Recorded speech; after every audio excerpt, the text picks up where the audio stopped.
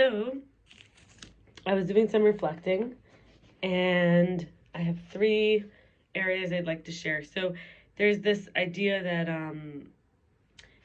you write your pros and cons list, and usually, if we have a negativity bias, we might look more at the cons. So, this is a good way to balance. And so, this is what I wrote. I mean, I moved to Crown Heights almost 2.5 years ago.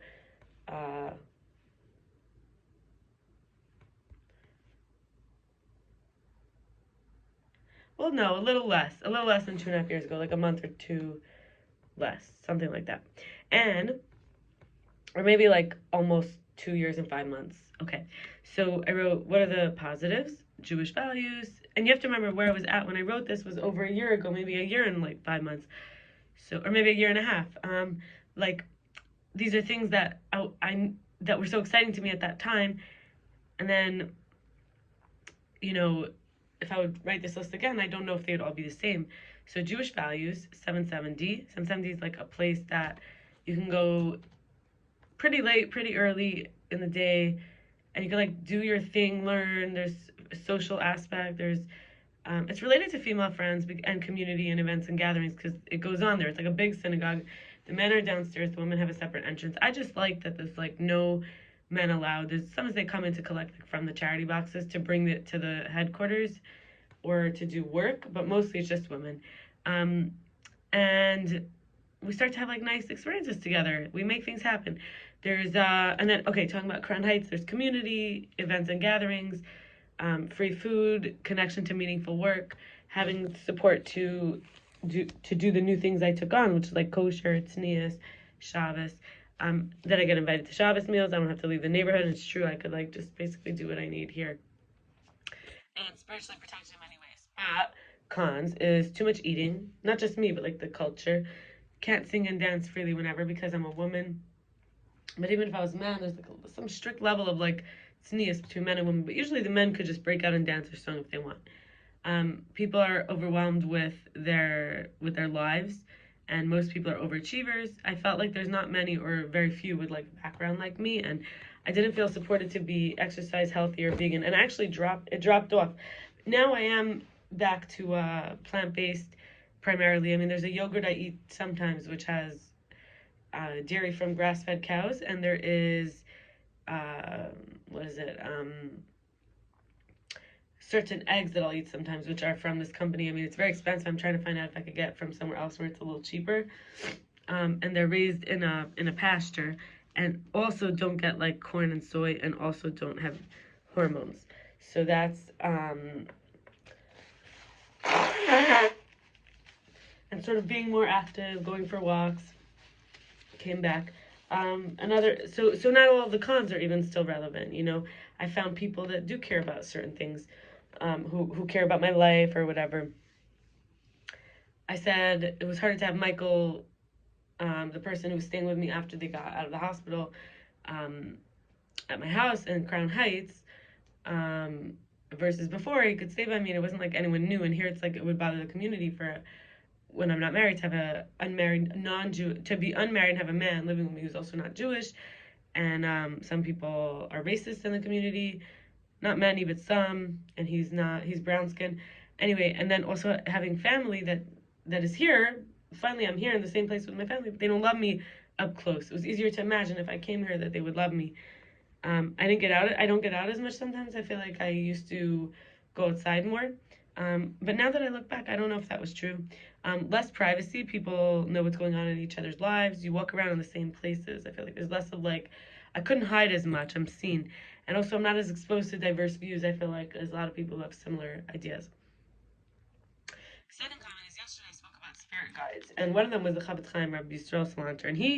And I'm not so sure that everybody's so familiar with him. A lot of people I spoke were from the Bible and very famous. I want to say, and all of them should be studied, but I did do a video once on Rabbi Zusha of Anapoli, and a lot of these the 7 rabbis of the Chabad of Chabad, and the 2 before. I mean, you could look up a lot of stuff, but and the same is true with the Chofetz Chaim. But I feel like I should just say, so he talks about what is lashon hara, basically negative speech. His main focus that he's known for. I mean, he spoke about a lot of things about being kind, and he writes whole books on being kind, and not lashon hara means the tongue that's evil, or evil tongue, or evil speech, or evil language, or negative. So lashon hara to'elis is like, and he wrote a whole book about this, is about when you speak negative speech for a purpose. So he says, one, whether it's when it's firsthand knowledge that is accurate or investigated. Two, certainty in the interpretation that wrong was done. Three, speak to the wrongdoer to persuade them to become better first before sharing with anyone else. Four, do not exaggerate even a tiny bit. Five, not acting from any bias or ill will. You have to make sure your intention for speaking bad about somebody is 100% only for a purpose to help a victim, for example. Remember, you have to make sure it's true. You have to in the interpretation, you have to be certain the wrong was done. You have to speak to the wrongdoer first, try to make them become better. Don't exaggerate. Have only the intention to help someone. 6, if you can protect someone without speaking bad about the wrongdoer, you have to do that first. You have to try to basically not say the wrong, unless it qualifies for all these. And number 7, the loss to the person spoken about cannot be greater than the halacha allows, than the law allows. And then I want to share, coming up soon, I mean, it's a month and a week and like a day or two. It's about a month and a week, something like that. But last year, or maybe the year and a half, so it's like, maybe it's 2 years ago. No, it's last year. So, okay, so we have an idea of when I wrote this last year. Hayom, the Frierdiker Rebbe wrote every single day. This is the 6th Lubavitcher Rebbe, also called the Rebbe Rayatz, the previous one to the most recent. The most recent one's father-in-law. He married his daughter. So he, the hayom, he shared, and he learned from his father. So basically, there's 3 schools of thought, he says. One, this is like the main 3 schools of people who are in the spiritual world and transformation and growth. So one is negating preoccupations with materialism by pointing out the disgusting, abhorrent nature of all the bodily material things. This is in the category of musar. It's basically a construction on how to not be materialistic and how to be very disciplined.